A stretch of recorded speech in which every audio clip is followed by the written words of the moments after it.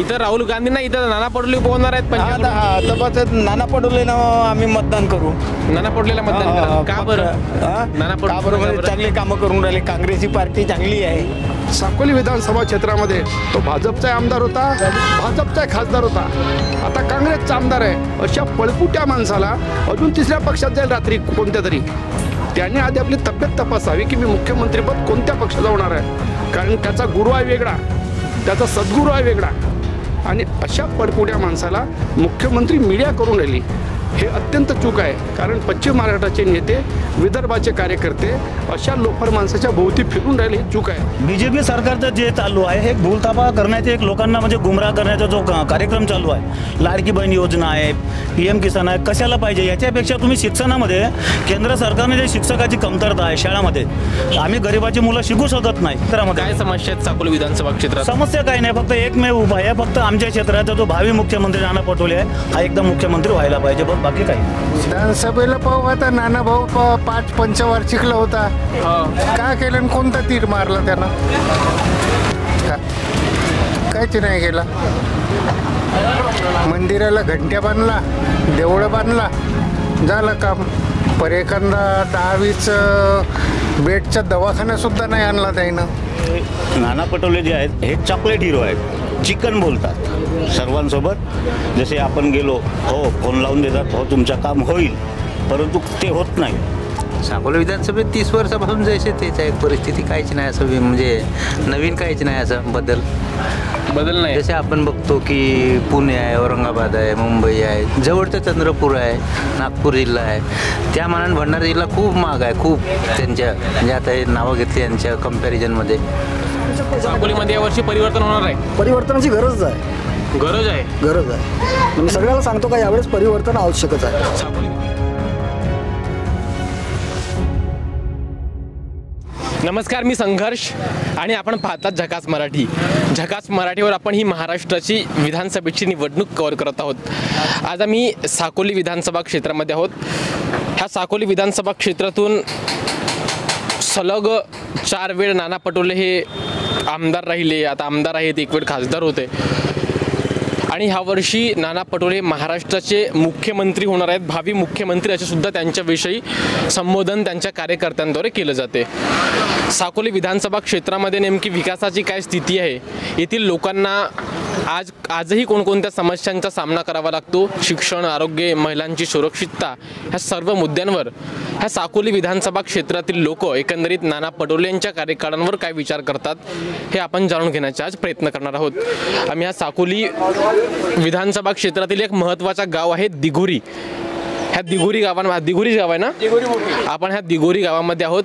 आणि ह्या गावातील लोक नेमकं ह्या 2024च्या विधानसभा निवडणुकांकडे कसे पाहतात, यांच्या मनात काय आहे, पुन्हा नाना पटोलेच की दुसऱ्या कोणाला ह्या वर्षी आमदार बनवण्याची यांची तयारी आहे, किंवा यांच्या मनात एकंदरीत काय मत आहे त्यांच्या विधानसभा निवडणुकांविषयी आपण जाणून घेणार आहोत. आमच्यासोबत ह्या गावातील दिघोरी गावातील काही लोक आहेत. काका, काय नाव आहे तुमचं बाबा?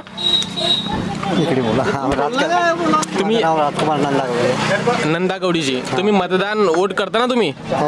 मग ज्यांना आपण वोट देतो त्यांच्याविषयी बोलायचं काका आम्हाला अधिकार आहे. आपल्याला जे समस्या आहेत, आम्हाला जे प्रॉब्लेम्स आहेत, काही जरी असलं की आपण त्यांना मतांच्या माध्यमातून आपण त्यांना प्रतिनिधित्व प्रदान करतो, त्यांना मोठी जबाबदारी देतो. तर त्यांचं जे काही चुकतं त्यांच्याविषयी बोलणं हा आपला प्रथम अधिकार आहे.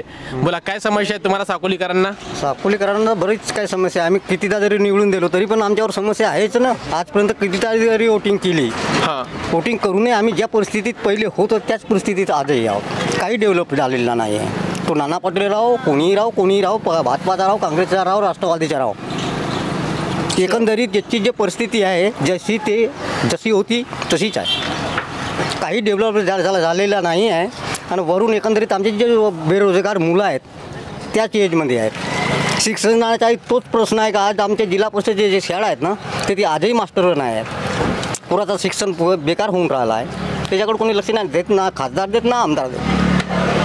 हेच आहे, हेच चालू आहे. फक्त एवढंच आहे का ते आपलं साध्य करून राहिले, त्याबद्दल धन्यवाद. नाना पटोले खूप वर्षांपासून इथं राजकारणात आहेत. 4 वेळ आमदार राहिले, एकदा खासदार राहिले. हो, मग ह्या सगळ्या समस्या त्यांना आपण अवगत नाही करवलं? झालं आहे ना. नाना पटोले साहेब आंधळे आहेत असेतला नाही आहे ना, किंवा त्याला येणं जाणं चालू नाही आहे असेतला नाही आहे ना, त्याला परिस्थिती सर्व लक्षात आहे. तरुपणही डोळे असून कोणी आंधळे बनतं त्याला उपाय काहीच नाही ना.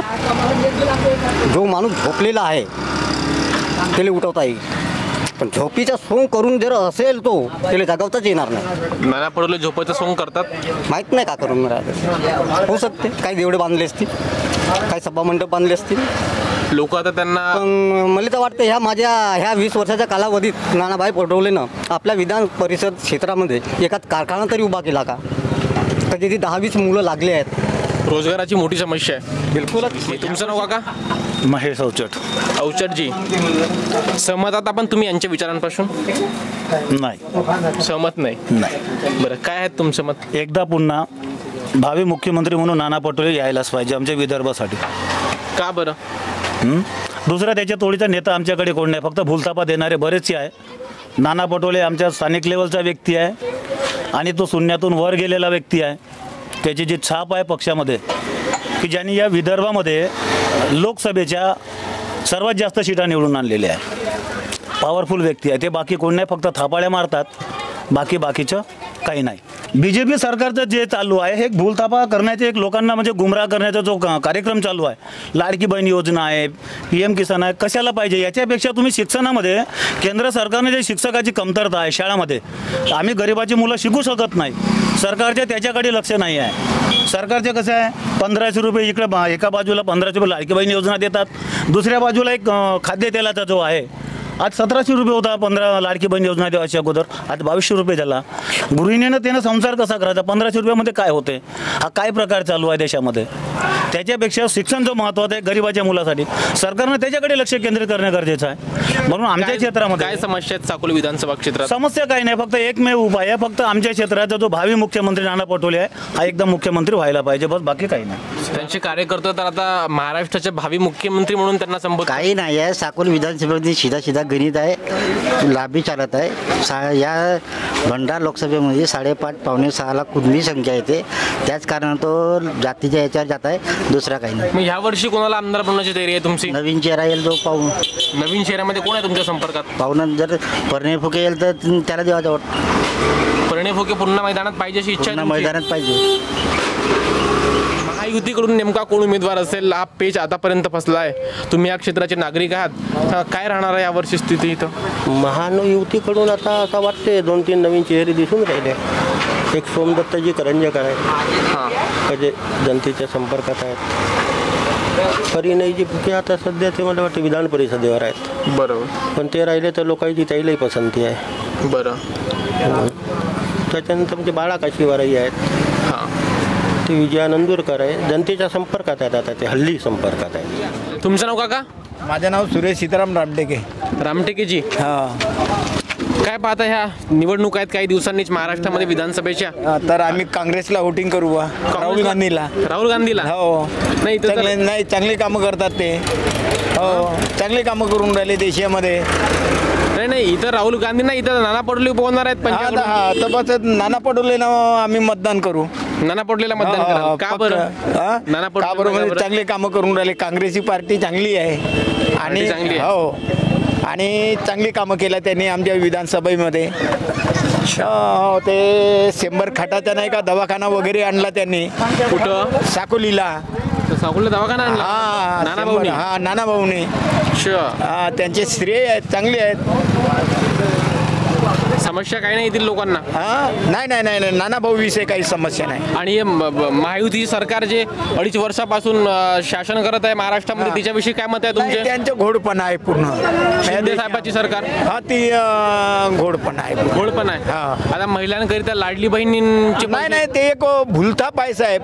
ती एक भूलथाप आहे. लोकांना कसं म्हणजे आता मतदान आहे ना, त्या कारणामुळे नाही का लोकांना कसा भूलथाप देवाचा आणि कसा आपल्याकडे मतं घेवायचे ह्या विषयी त्यांचं ते पूर्ण हे चालू आहे. महिलांना सक्षम करण्याकरिता योजना बनवली म्हणत आहेत. नाही, हे सब गलत आहे. निवडणूक झाली की नाही का नंतर नाही का ते आपल्याच पाडग्यावर आपल्या नाही का हे करतील, पोळ्या शाकतील असा. हा, हे एक लोकांना म्हणजे स्त्री लोकांना चुतिया बनवण्यासाठी नाही का, हे काहीतरी एक म्हणजे लोभ देण्यासाठी हे करून राहिले ते. महिलांना सक्षमीकरण व्हावं महिलांच्या म्हणून योजना बनवली असं म्हणत आहेत. नाही नाही नाही नाही, हे गलत आहे, चुकीचं आहे. चुकीचं आहे. ह्या महायुती सरकारपासून आपण खुश नाही आहात? नाही नाही नाही नाही नाही. मुख्यमंत्री कोणाला बनवायच्या मग घ्या? आता बघू आमचा काँग्रेस आल्यानंतर नाही का, शरद पवाराचं आहे, ठाकरे आहेत, म्हणजे तीन आहेत. आता त्याच्यापैकी ज्याच्या जास्त सीटा येतील त्याच्यानंतर बघू मग. त्याच्यानंतर बघा. हो हो, नाना भाऊला आमदार बनवायचे? बिलकुल बनवायचं. 5वी वेळ. हा बरं, आणखी तो स्वतःला मुख्यमंत्री म्हणून सांगून ब्लॅकमेल करेल आम्हाला मतदारांना. अत्यंत फोकणाडी असं आहे की तो विधानसभेचा अध्यक्ष झाला. विधानसभेचा अध्यक्ष हा सर्वोच्च पद आहे महाराष्ट्रात. बरोबर. त्याला समजत नाही का मी का करून राहिलो, म्हणून त्याने राजीनामा दिला. हे त्याला कळलं नाही की मी का करून राहिलो. 25 वर्ष ज्या भागाचा आमदाराचं नेतृत्व करतो असा नेता विकासात्मक 3 गोष्टी मला मीडिया म्हणून पुढे आणून द्या की त्यांनी शिक्षणाचा सेतू उभा केला या भागात, बेरोजगारी निर्मूलनाचा कुठला उपक्रम सुरू केला, आणि एवढ्या मोठ्या चाललेल्या धान प्रक्रिया, आमचा जिल्हा हा विधानसभा क्षेत्र धानाचा आहे, धानापासून चाललेल्या प्रक्रियेचा काय सिद्धांत आहे त्याच्याकडे हा नाही आहे. ज्या शेतकऱ्यांच्या भरोश्यावर तो येतो त्या शेतकऱ्यांच्या भरोश्यासाठी त्यांनी केलं काय पुढे. जो माणूस मुख्यमंत्री पद म्हणून मीडिया लॉन्च करून राहिली त्या मीडियाला हा प्रश्न आहे आमचा की त्याची कोणत्या 4 चांगल्या गोष्टी आहेत. मी तर 3 विचारले, पण 4था प्रश्न असा आहे आमचा की साकोली विधानसभा क्षेत्रामध्ये तो भाजपचा आमदार होता, भाजपचा खासदार होता, आता काँग्रेसचा आमदार आहे. अशा पळपुट्या माणसाला अजून 3ऱ्या पक्षात जाईल रात्री कोणत्या तरी, त्याने आधी आपली तब्येत तपासावी की मी मुख्यमंत्रीपद कोणत्या पक्षाचा होणार आहे. कारण त्याचा गुरु आहे वेगळा, त्याचा सद्गुरू आहे वेगळा, आणि अशा पळपुट्या माणसाला मुख्यमंत्री मीडिया करून राहिली हे अत्यंत चूक आहे. कारण पश्चिम महाराष्ट्राचे नेते, विदर्भाचे कार्यकर्ते अशा लोफर माणसाच्या भोवती फिरून राहिले, हे चूक आहे. मागे जी निवडणूक खेळवली ती बोगस मारापिटीचा आम्ही साक्षीदार आहोत. रात्री साकोलीचा आय विटनेस आहे मी. त्याच्याच कार्यकर्त्यांनी सत्यावर नोकरी मेला या पार्टीचा होता, त्यांनी ती बोगस मारापिटी घडवून आणली होती आणि रडला सकाळी, हायवे जाम केला म्हणून लोकांना वाटलं त्याला मारला कोणीच नाही, त्याच्या पुतण्याने घडवलेला तो षड्यंत्र होता. नाही तर मतदारांनी त्याच्यावर ठरवलं होतं याचा गेम पूर्ण झाला होता. काय आहे तुमचं मत ह्या येणाऱ्या विधानसभेच्या निवडणुकांविषयी? विधानसभेच्या निवडणुकीमध्ये म्हणजे असं की नाना पटोलेचं कार्यकाळ आता 25 वर्ष झाले. हो, कंटिन्यूस सुरुवात आहे आणि रेग्युलर आहे. बरोबर. परंतु या 25 वर्षाच्या काळात त्यांनी एकही कंपनी ह्या विधानसभेमध्ये आणलेली नाही. बेरोजगारी खूप वाढलेली आहे. हे नाना पटोले जे आहेत हे चॉकलेट हिरो आहेत, चिकन बोलतात सर्वांसोबत. जसे आपण गेलो, हो फोन लावून देतात, हो तुमचं काम होईल, परंतु ते होत नाही.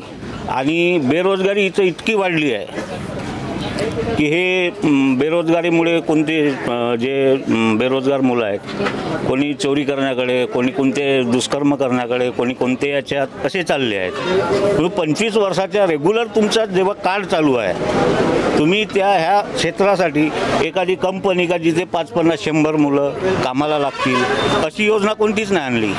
भेल प्रकल्प बंद पडला, प्रफुल्लभाई पटेल यांना त्यांनी पाडला.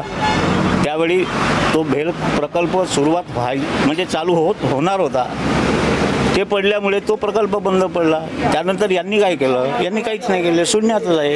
हा क्षेत्र आजही शून्यातच आहे. विधानसभेला पाहू आता नाना भाऊ 5 पंचवार्षिकला होता, का केलं आणि कोणता तीर मारला त्यानं?